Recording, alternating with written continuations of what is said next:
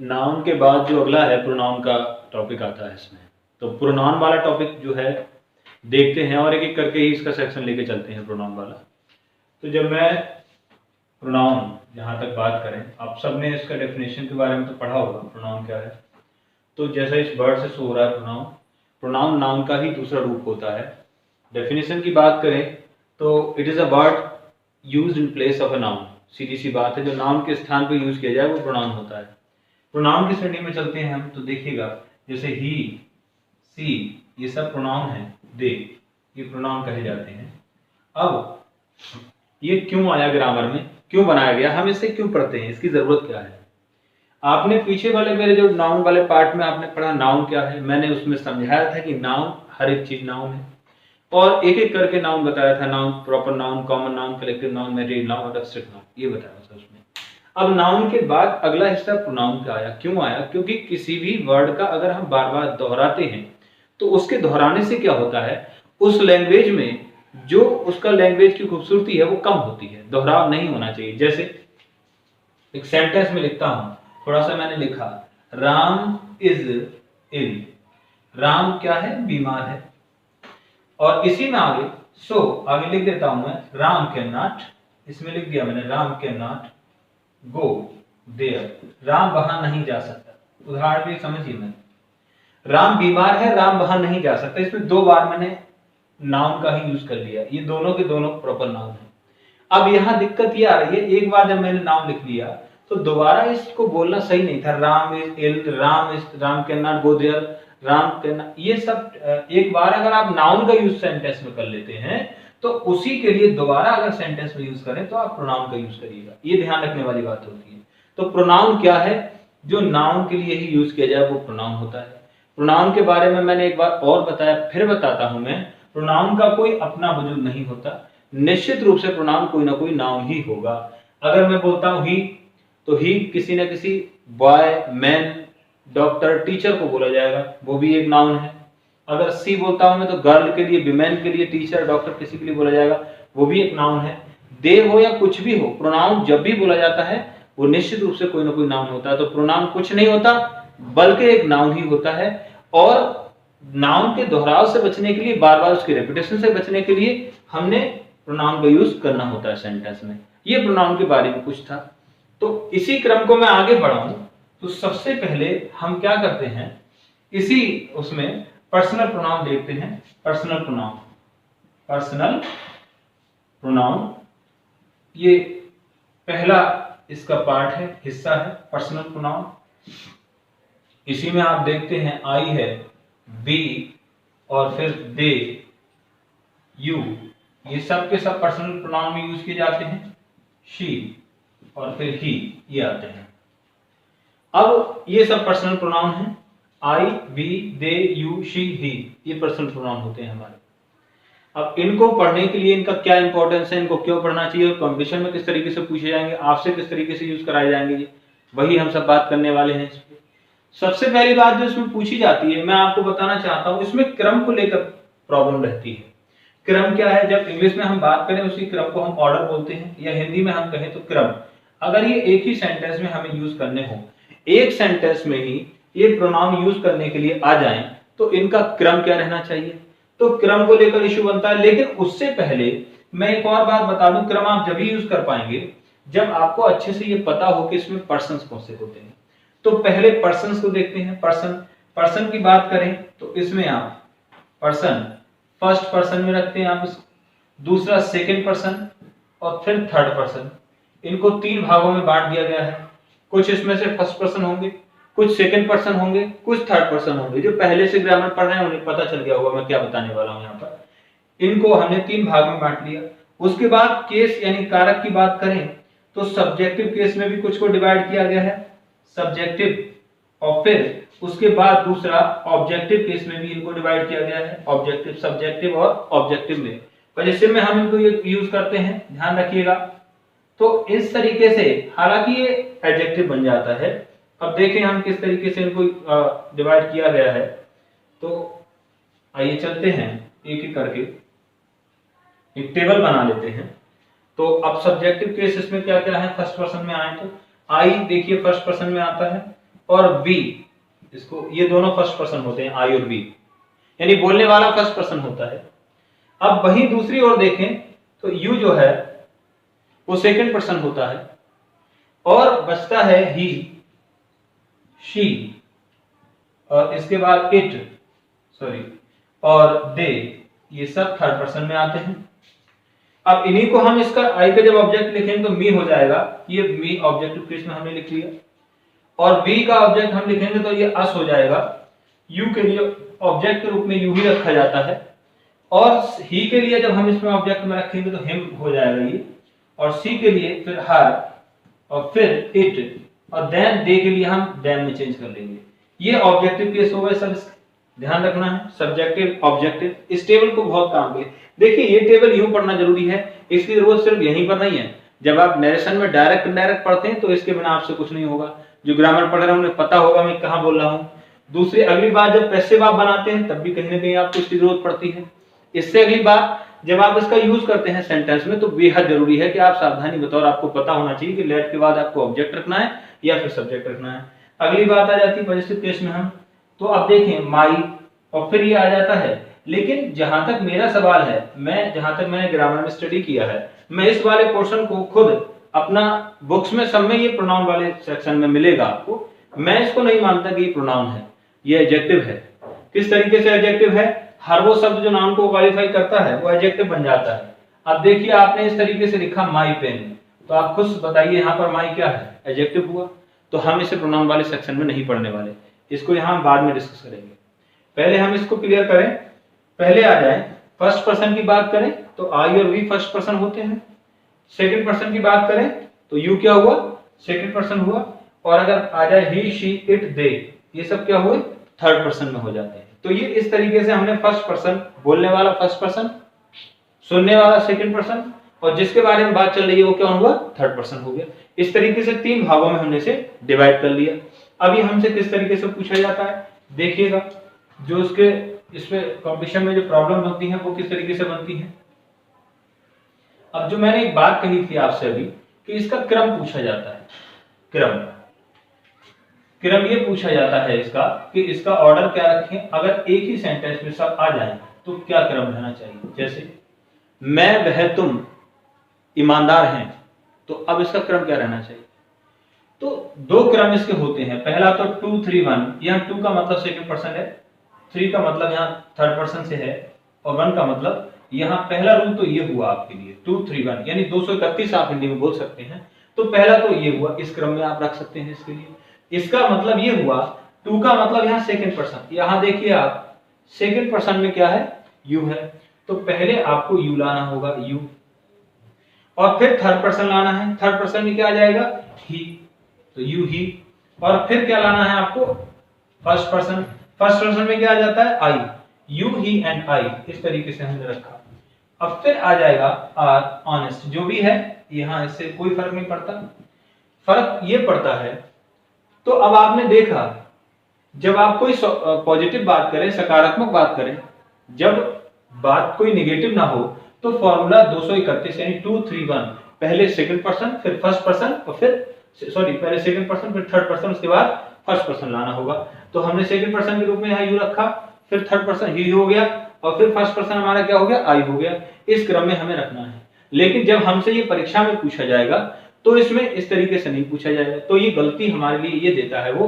अब मान लीजिए उसने इस तरीके से रखा आई और फिर यू, और फिर इसके बाद उन्होंने रख दिया एंड ही। अब ये क्रम जो उन्होंने रखा, इस क्रम को अगर इस सेंटेंस में रख देंगे तो ये क्या हो जाएगा? गलत हो जाएगा। और ऐसे ही हमसे पूछा जाता है। तो जब इस तरीके से आए तो आपको ध्यान रखना है, ऐसे इस ये ऑर्डर रखना है। पहले सेकंड पर्सन, सेकंड पर्सन का मतलब यहाँ पहले यू आना था, तब ये सही हुआ। ऐसे पूछा जाएगा आपसे। दूसरा इसमें क्या रहता है? ये क्रम फिर 1 2 3 करके आता है। 1 2 3, यहाँ 1 2 3 का मतलब ये हुआ कि 1 का मतलब यहाँ फर्स्ट पर्सन, फिर ये हुआ सेकंड पर्सन, यानी इसी क्रम में रख देते हैं। फिर 3 जो हुआ थर्ड पर्सन। अब ये कब चलाना है क्रम? जब कोई नकारात्मक आप बात करेंगे। यहाँ ईमानदार होना तो अच्छी बात है, सकारात्मक बात है, लेकिन आ जाए देखिए, अब देखें यहाँ पर हमने एक सेंटेंस रखा आई, और फिर यहाँ हो जाएगा यू सेकंड पर्सन, फिर एंड, इस तरीके से ही, और हमें अब कुछ बोलना है, नेगेटिव कुछ हो, आर, फिर यहाँ पर हमें डिसऑनेस्ट लिख देना है। तो डिसऑनेस्ट का मतलब क्या होता है? बेईमान होना। ये एक बेईमान होना, या फिर आप थोड़ी देर में ये कह सकते हैं थीव्स, चोर होना, या फिर कोई नेगेटिव एक्टिविटी है जैसे कि चोरी करना, कमिटेड थेफ्ट आ जाए, मेक मिस्टेक आ जाए, गलती करना, ये सब नेगेटिव बातें हैं। यानी सीधे शब्दों में, सरल शब्दों में खराब बात है। कोई खराब बात के लिए, बुरी बात के लिए, नेगेटिव बात के लिए जो क्रम बनाना है वो होगा 1 2 3, पहले first person, second person, then third person. और कोई अच्छी बात के लिए, पॉजिटिव बात के लिए, सकारात्मक बात के लिए आपको जो क्रम रखना है 2 3 एंड 1। तो दो तरीके से आप इस ऑर्डर में इसको रखेंगे और इसी पर आपसे एरर बनती है। हालांकि मेरा काम समझाना था तो दोनों मैंने समझाए, लेकिन आपसे जो ज्यादा पूछा जाता है वो ऊपर वाला पूछा जाता है। ये भी ध्यान रखिएगा, पहले वाला ज्यादा इंपॉर्टेंट है। यही पे एरर बनती है 2 3 एंड 1। तो इस तरीके से पहली गलती तो जो बनती है पर्सनल प्रोनाउन में, वो क्रम को लेकर आती है, इसके ऑर्डर को लेकर आती है। आप समझ गए होंगे क्या क्रम रखना है। 231 और 123 हिंदी में 2 3 1 एंड 1 2 3। 231 कोई अच्छी बात के लिए, पॉजिटिव बात के लिए, गुण के लिए। 123 खराब बात के लिए, नेगेटिव बात के लिए, अवगुण के लिए। आप समझ गए होंगे। अगली बात इसके बाद आती है, तो ये क्रम हुआ। देन क्या पूछा जाता है आपसे? आप चलें आगे, हम थोड़ा सा इसी टॉपिक को कंटिन्यू रखेंगे। सारी बातें इसमें नहीं पूछी जाती, वैसे टॉपिक को तो बहुत देर तक खींचा जा सकता है, लेकिन जो मेन चीजें हैं उन पर हम डिस्कस करेंगे क्या है। और इस क्रम में जो अगला हमारा जो पॉइंट है, वो जो केस में पढ़ा रहा था, इसमें कारक, जिसको हिंदी में आप बोलते हैं कर्ता कारक, कर्म कारक, आप समझ गए होंगे, हिंदी में पढ़ा होगा। तो इसमें पहला मैं जो बता रहा था वो सब्जेक्टिव होता है। नॉमिनेटिव के नाम से भी जानते हैं इसको, सब्जेक्टिव। सब्जेक्टिव नहीं तो नॉमिनेटिव भी कह सकते हैं इसको आप, नॉमिनेटिव, ध्यान रखिएगा। अब सब्जेक्टिव केस में वो पहले वाली जो लाइन थी, अभी आपने इस टेबल में जो पढ़ी थी, मैं फिर से लिख देता हूं, देखिएगा। जैसे वी सब्जेक्ट होता है, यू ये भी सब्जेक्ट होता है, आई सब्जेक्ट होता है, देन ही ये भी सब्जेक्ट होता है, शी सब्जेक्ट है, और दे ये सब के सब सब्जेक्ट हुए। अब इनका यूज कब करना है सेंटेंस में? इन पर जो गलती पूछी जाती है ध्यान रखिएगा। पॉइंट नंबर 1 जो इसका यूज करना है हमें, वो बी के बाद, ध्यान रखिएगा। बी क्या है? जिन लोगों ने ग्रामर पढ़ी है उनको पता होगा, जिनको नहीं पता उनके लिए लिख देता हूं, इज आर एम और वॉज वर ये बी ही होते हैं। वर्ब वाले सेक्शन में आएगा तब मैं आपको और अच्छे से समझाऊंगा ये क्या है बी। फिलहाल के लिए आप ऐसे समझ लें, is are am was were ये जो होते हैं बी का ही रूप है। तो जब ये आ जाए तो सब्जेक्टिव केस रखना है हमें। अब ये क्या बात है समझिए सेंटेंस में। एग्जांपल देखें यहाँ पर, देखिए इस तरीके से, जैसे हिंदी में मैं कहूं मैं हूं, तो इसका ट्रांसलेशन होता है इट इज, और बहुत सारे लोग मी, ये सही कर देंगे। ध्यान रखना ये स्पोकन इंग्लिश में तो हम बोलचाल की भाषा में बोल सकते हैं, कभी कभार मैं भी बोल जाता हूं बोलचाल में, क्योंकि जो स्पोकन इंग्लिश है उसमें छोटी मोटी ग्रामर की एरर वो इग्नोरेबल होती है, उसमें कोई नहीं फर्क पड़ता उससे। लेकिन जब बात करते हैं हम इसका शुद्ध यूज करने की, जब बात करते हैं हम ग्रामर में, इसका कंपटीशन में जब आता है तो ये गलत हो जाएगा। सही इसका यूज जो होगा वो क्या होगा? इट इज आई, ये सही है। ऐसा इसलिए हो रहा है क्योंकि जो ट्रांसलेशन हम करें यहाँ पर इंट्रोडक्टरी सब्जेक्ट के रूप में इट रखा गया है, जो अगले चैप्टर में मैं आपको पढ़ाऊंगा।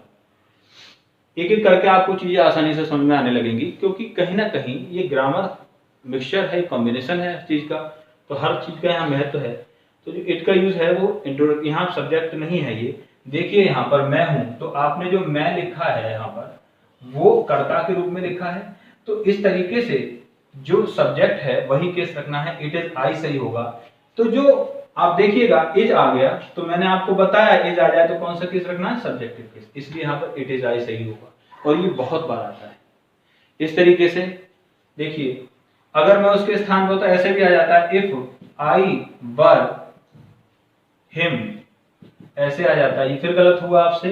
देखिए वर भी वही चीज है, यहाँ फिर बी आ गया, और बी के बाद हमें क्या रखना है? सब्जेक्ट, और सब्जेक्ट होता है, हिम नहीं होगा, सब्जेक्ट है ही, ये सब्जेक्टिव केस में। तो इसको भी सही सेंटेंस को करें तो क्या होगा? इफ आई वर, यहाँ आई के साथ वर इसलिए आया है जब भी कल्पना करते हैं हम, अनरियल पास्ट होता है, इमेजिनेटिव होता है, तो आई के साथ वर आ जाता है, वरना आई के साथ वॉज आता है ग्रामर में। ध्यान रखिएगा, I was reading, I was sleeping, ये होता है। लेकिन यहाँ आई वर आ गया क्योंकि हम कल्पना कर रहे हैं। यदि मैं राजा होता तो ठीक है। अब हम चले यहाँ पर, फिर हमने वर्ड देखा यहाँ, यानी ये भी बी है। तो इतने सारे जब वर्ड आ जाएं, उसके बाद आपको सब्जेक्ट रखना है, तो सब्जेक्ट होगा ही, इफ आई वर ही। ये दोनों ही सेंटेंस बाद वाले सही हैं इस तरीके से, और पहले वाले दोनों गलत हो जाते हैं। ये इस तरीके से आपसे कंपटीशन में पूछे जाएंगे, हर एग्जाम्स में पूछे जाते हैं। लेकिन आपको ध्यान रखना ये ऐसे सही होंगे जब आपसे सही कराए, स्पॉटिंग एरर में पूछे किसी तरीके से। तो पहला सब्जेक्टिव केस का यूज जो करना है वो किसके लिए करना है? बी के लिए। दूसरी बात, हम दूसरा इस क्रम की ओर बढ़े, तो दूसरा इसका यूज कब करना है? Then, THEN, then. इसके बाद ध्यान रखना है हमें, ये कंपैरेटिव डिग्री में यूज किया जाता है देन। आप सबने यूज किया होगा, एग्जांपल से समझते हैं। आइए थोड़ा सा इंस्टेंस के लिए देखिएगा, मैं एक सेंटेंस लिखता हूं, ही इज वाइजर, वो ज्यादा बुद्धिमान है। जो भी लिखना है, मेक्स नो डिफरेंस। देन, और फिर हमें क्या रखना है इसके बाद? Than me. ये जो सेंटेंस में हमने मी का यूज किया, हालांकि इसके बारे में मैं और बताऊंगा आपको डिटेल में, लेकिन ये सेंटेंस यहाँ पर गलत हुआ। जब ये देन आ गया तो इसके बाद आपको लिखना है he is wiser than I am. ये इस तरीके से सेंटेंस सही हुआ। आई एम का लिखना भी यहाँ पर जरूरी हो जाता है। कंजंक्शन है, यहाँ आई के साथ एम आता है, ही के साथ इज आता है, तो अलग अलग लिखना जरूरी है, ये ध्यान रखिएगा। तो जब ये देन आएगा तब भी हमें किसका यूज करना है? सब्जेक्टिव केस का यूज करना है। हालांकि अगर यहाँ इससे पहले ऑब्जेक्ट दे दिया जाए, यहाँ कुछ ऑब्जेक्ट होता और तुलना ऑब्जेक्ट की ऑब्जेक्ट से होती है, तो फिर यहाँ पर मी सही हो जाएगा, लेकिन वो पूछा नहीं जाता आपसे। आप कहें तो मैं बताने के लिए तैयार हूं, लेकिन पूछा कम जाता है। तो यहाँ पर he is wiser than I, यहाँ आई क्यों होगा? यहाँ नाउन, यहाँ देखिएगा आप, सब्जेक्ट की तुलना सब्जेक्ट से आप कर रहे हैं इसकी, तो जब इधर सब्जेक्ट है तो उधर भी सब्जेक्ट ही होना चाहिए। ही इधर सब्जेक्टिव केस में है, आई भी उधर सब्जेक्टिव केस में होगा, तभी सही होगा, वरना गलत हो जाएगा। तीसरा एक इंपॉर्टेंट पॉइंट, इसका यूज और कहां कर सकते हैं? एज के बाद भी इसका यूज सेंटेंस में किया जाता है। जब एज आ जाए तब, एज इस तरीके से आ जाए, क्योंकि आप समझ रहे हो कंपैरेटिव डिग्री में एज का यूज किया जाता है। तो आप देखिएगा एग्जांपल में, he is age wise, he is age wise, तो फिर एज, फिर यहाँ पर आई लिखना है। यहाँ पर क्यों ऐसा किया हमने? तुलना फिर यहाँ सब्जेक्ट की सब्जेक्ट से हो रही है। तो 3 सेक्शंस में हम इस पे जाएं, खासकर ऊपर वाले 2 याद रखें, बी के साथ बहुत ज्यादा पूछा जाता है। और देन के बाद ये subjective case be, you, I, he, she, they, ये होते हैं। कब यूज करना है? बी यानी is, are, am, was, were के बाद यही आएगा, और इसके बाद देन के बाद। ये दोनों बहुत ध्यान रखें, इन्हीं दोनों को ज्यादा पूछा जाता है। तो अगले इसके बाद चले हम सर, अब आ जाता है इसी में से ऑब्जेक्टिव केस कहाँ यूज करते हैं। आइए चलते हैं ऑब्जेक्टिव केस की ओर। ऑब्जेक्टिव केस भी बहुत ज्यादा पूछा जाता है, चाहे वो एसएससी हो, बैंकिंग हो, या किसी और एग्जाम्स की हम बात करें, इनमें ये बहुत ज्यादा आते हैं। मैंने हर प्रैक्टिस सेट में जहां तक मैंने जो देखे हैं उनमें इस तरीके के क्वेश्चन बने हैं, सब पे मैंने नजर डाली। अगला आप आए तो ऑब्जेक्टिव केस की बात करते हैं। अभी आपने पढ़ा ऑब्जेक्टिव, आप समझ रहे होंगे ऑब्जेक्ट से बना ऑब्जेक्टिव, ठीक क्या है? जैसे वी का ऑब्जेक्ट हो जाएगा अस, और आई का ऑब्जेक्ट हो जाएगा मी, और ही का ऑब्जेक्ट हो जाएगा हिम, और सी के लिए आप लिखेंगे हर, ठीक, और दे के लिए देम। ये इस तरीके से ऑब्जेक्टिव केस हो गए। अब देखिएगा आप इनका यूज कब करते हैं, ये भी इन पे क्वेश्चन बनते हैं एग्जाम्स में। क्या होता है?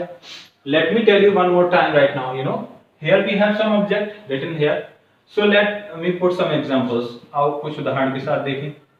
तो उदाहरण के लिए पहले एक चीज समझ लें, ये जो यूज करना है पॉइंट नंबर 1, एक तो लेट के बाद बहुत ज्यादा आता है। ये लेट के बाद आपको किसका यूज करना है? ऑब्जेक्ट का। देखिए एग्जांपल्स में, जैसे मुझे जाने दीजिए, लेट मी गो, मुझे जाने दीजिए। अब यहां आपने लिखा लेट मी गो, ये बिल्कुल सही है। जब लेट आएगा तो ऑब्जेक्ट आएगा। अब गलती किस तरीके से आती है देखिएगा, लेट आई गो, इस तरीके से आ जाएगा आपके लिए, ये बिल्कुल गलत हो गया।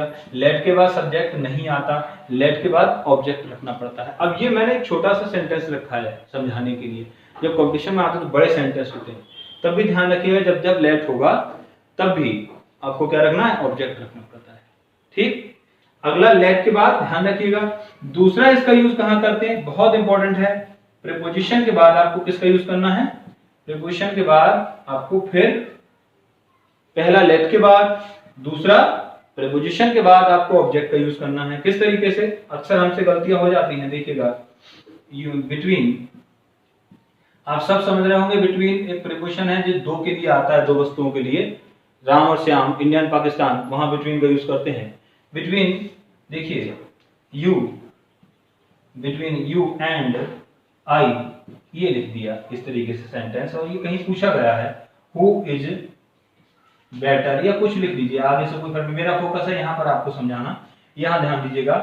बिटवीन यू एंड आई, इस बात पे ध्यान दें, between you and I who is better, यहाँ उसको बदल कर कुछ और भी लिखा जा सकता है, एग्जैक्ट मुझे ध्यान नहीं, लेकिन ये सेंटेंस पूछा गया है बिटवीन यू एंड आई। अब बिटवीन यहाँ प्रीपोजिशन है, और मैंने बोला प्रीपोजिशन के बाद आपको क्या लाना है? ऑब्जेक्ट। तो यहाँ जो आपने आई लिखा है ये सब्जेक्ट था, आई नहीं आना है यहाँ। बिटवीन यू एंड मी, ये ध्यान रखिएगा, यहाँ ऑब्जेक्ट आना है।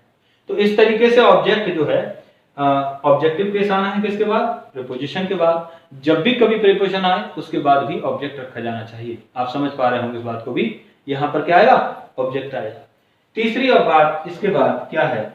तीसरी बात में हम जब चले तो ये प्रोनाउन का चैप्टर बहुत लॉन्ग है, अगर मैं एक बार में इसे पढ़ाऊं तो शायद ये घंटे में कवर नहीं हो पाएगा। अगर मैं एग्जांपल्स रखूं उसमें, तो मैं एक एक करके एक पार्ट को पढ़ूंगा, फिर उसके बाद में आप पढ़ेंगे जो भी है प्रोनाउन दिए हैं, पॉजेसिव प्रोनाउन होगा, रिफ्लेक्सिव होगा, रिलेटिव होगा, इंटरोगेटिव भी होगा, तो वो एक एक करके हम चलेंगे, तो उसमें ज्यादा अच्छे से कवर हो जाएगा। ठीक है, अब हम चलते हैं इसके बाद। ये कभी कभार देन के बाद भी आता है, जो मैं अभी बोल रहा था देन के बाद, ये कब आया? देन के बाद ये क्या बात थी? देन के बाद ये भी आ जाएगा, लेकिन जब इसकी तुलना ऑब्जेक्ट से हो रही हो तब।